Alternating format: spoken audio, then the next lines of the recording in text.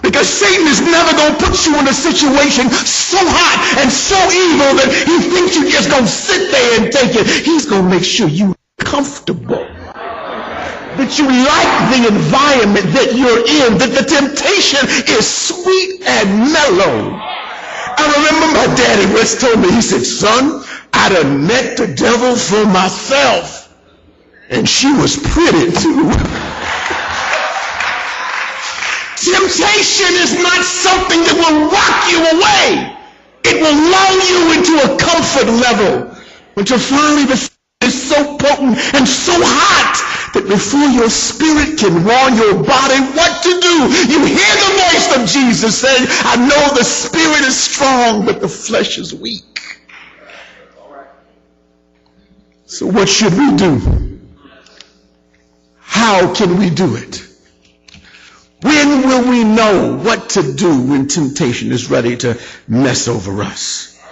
See, beloved, whatever Christ tells you to do, you got to believe it before you can achieve it. But if you believe it and then you achieve it, then you can receive it. But you can't do it in the wrong order. You can't receive what God has given you until you achieve the things he's told you to do to get there. And you can't achieve the things that he's told you to do unless you can believe the things he's given you to do. It's as simple as playing children's football. If the quarterback tells this man here, Reverend, I want you to go out for a long one. He can't sit there and wait until I'm ready to throw the ball. If I get here and he's standing beside me, I'm like, what you doing here? And he tells me, I was waiting to see if you were serious about throwing it to me. It's too late. But the moment I say to him, I'm going to give you that Hail Mary throw, he needs to start running.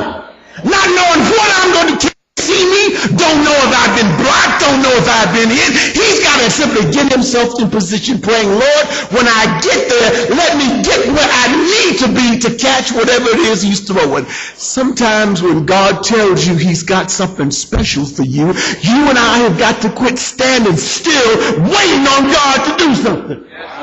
We got to do what he told us to do to position our minds and our hearts to receive the blessing there. Beloved, I'm not going to repeat too long, but understand something. There's a test. But the joy of it is, it's an open book test. So I came today not only to very quickly tell you the test, I'm going to give you the answers before the test gets here.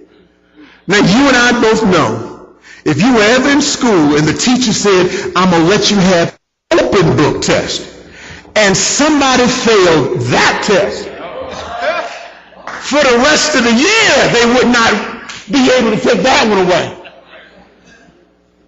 I'm about to give you the answers to the quiz. Keep in mind when I talk about temptation that in Greek, the same word that's translated test is the exact same word that's translated tempt. So you can be tested by God and tempted by Satan at the same time. Now you may say to me, but Reverend Sampson, isn't that a little bit unfair? No, it's not. I mean, how many people in here had to house train your dog? You and I both know when you bring the little puppy in, he's got to learn how to go outside. He's not house broken. And he does not have the full range of the house until he's house broken. And as time goes on and you teach the little joker how to be housebroken, there comes a time where the owner's going to say, it's time to find out if you're housebroken or not.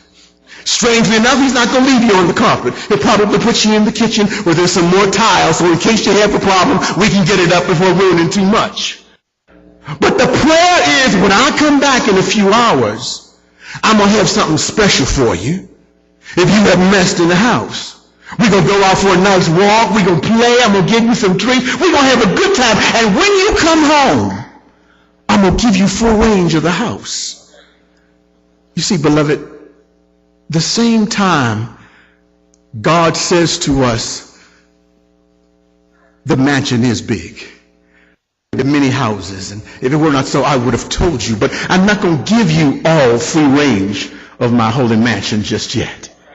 I'm going to give you a chance to handle the business that you're in. And if you can show that you can't mess up where I placed you, then I'm going to give you full range of the rest of my blessings. But while I do that, keep in mind, the same time when I leave, you got an angel over here saying, don't go now, wait till you get outside. Don't go now, wait till you get outside. You're going to have a little devil on this side saying, why wait? Look like a good situation here. You don't have to clean it up. Somebody else is going to have to do it for you. So the same time, the master is trying to see if you are trained. The devil is tempting you to mess up. And in the same situation, you have an opportunity to move closer to heaven or slip down closer to hell. So how does this all deal with this thing of Peter? There's no reason me taking time to just read you the text anymore. You've probably heard more sermons about Peter walking on water than I have. Maybe like you praying right now. I was praying the other day going, Lord, why in the world did you bring me here? Ain't nothing new under the sun that I can figure out what to say about this thing. But then God said, can you find you in the text yet?